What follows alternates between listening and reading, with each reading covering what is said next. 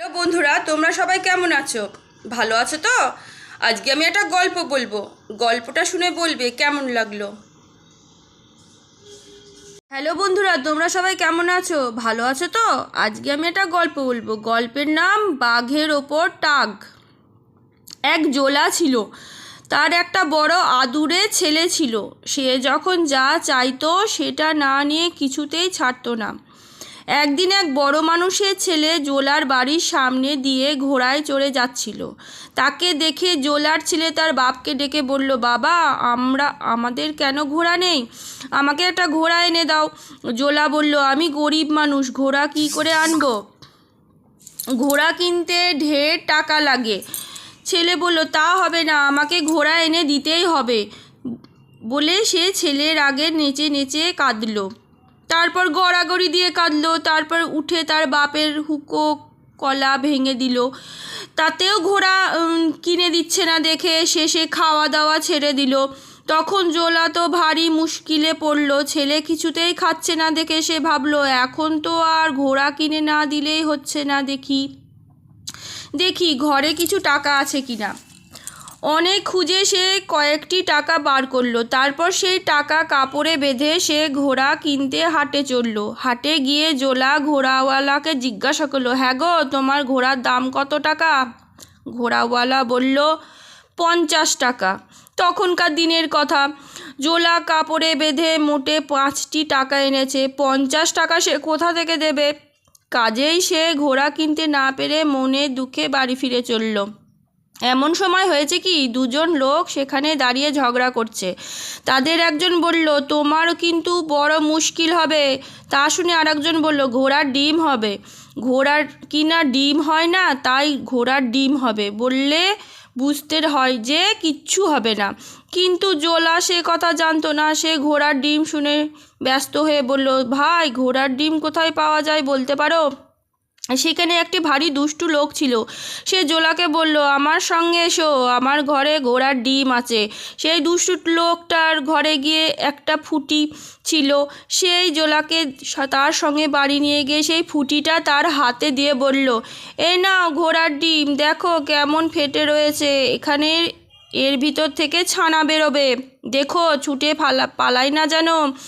তখন জোলার আনন্দ দেখে কে, সে জিজ্ঞাসা করলো, এর দাম কত? দুষ্টু লোকটা বলল, 5 টাকা।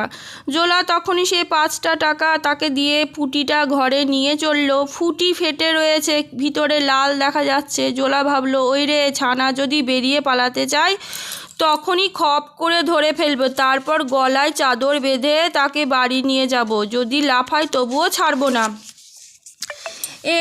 এমনি নানা কথা ভাবতে ভাবতে জোলা একটি নদীর ধারে এসে উপস্থিত হলো। আর ঠিক তখনই তার ভয়ানক জল তেষ্টা পেল। জোলা ডাঙার ওপর ফুটিটা রেখে জল খেতে গিয়েছে। এর মধ্যে যে কোথা থেকে এক শিয়াল সেখানে এসে তা সে দেখতে পায়নি। তার জল খাওয়া হতে হতে শিয়ালটা ফুটি প্রায় শেষ করে এনেছে। এমন সময় জোলা তাকে দেখতে পেয়ে বলল, হায় সর্বনাশ, আমার ঘোড়ার ছানা পালালো। তাকে তাড়া করলো। শিয়ালকে ছুটে ধরা কি জোলার কাজ? সেই শিয়াল তাকে মাঠের ওপর দিয়ে বনের ভেতর দিয়ে কোথায় নিয়ে গেল তার ঠিকানা নেই। শেষে জোলা আর চলতে পারল না। তখন ঘরে ফিরতে গিয়ে দেখে পথ হারিয়ে গিয়েছে। তখন রাত হয়েছে, কাজে আর ঘরে ফেরবার জো ছিল না। জোলা অনেক খুঁজে এক বুড়ির বাড়িতে গিয়ে একটু শোবার জায়গা চেয়ে নিল। বুড়ির 2টি বই ঘর আর বেশি ছিল না, তাই একটাতে বুড়ি আর একটাতে তার নাতনি থাকতো। তাই একটিতে জিনিসপত্র ছিল, সেটিতেই সে জোলাকে জায়গা দিল। একটা বাঘ রোজ রাত্রে বুড়ির ঘরের পিছনে এসে বসে থাকতো। বুড়ি তা টের পেয়ে রাতে কখনো ঘরের বাইরে আসতো না, তার নাতনিকে আসতে দিত না। কিন্তু নাতনিটা জোলার কাছে তার ঘোড়ার ডিমের কথা একটু শুনতে পেয়েছিল। তার কথা ভালো করে শোনবার জন্য সে আবার তার কাছে যেতে চাইল। তখন বুড়ি তাকে বলল, না না, যাস নে, বাঘে টাগে ধরে নেবে। বাঘে টাগে এমন করে লোকে বলে থাকে, টাক বলে কোনো জন্তু হয় না। কিন্তু বাঘ তো আর সে কথা জানে না। সে ঘরের পিছনে বসে টাগের কথা শুনে ভারী ভাবনায় পড়ে গেছে। সে ঠিক বুঝে নিয়েছে যে টাক তার চেয়েও না জানি ঢের ভয়ানক একটা জানোয়ার বা রাক্ষস বা ভূত হবে। আর তখন থেকে তার বেজায় ভয় হয়েছে। আর সে ভাবছে টাক যদি আসে কোনখান দিয়ে যে সে পালাবে। এমন সময় সেই জোলা ভোর হয়েছে কিনা দেখবার জন্য বাইরে এসেছে। এসেই সে বাঘকে দেখতে পেয়ে মনে করলো, ওই রে, আমার ঘোড়ার ছানা বসে আছে।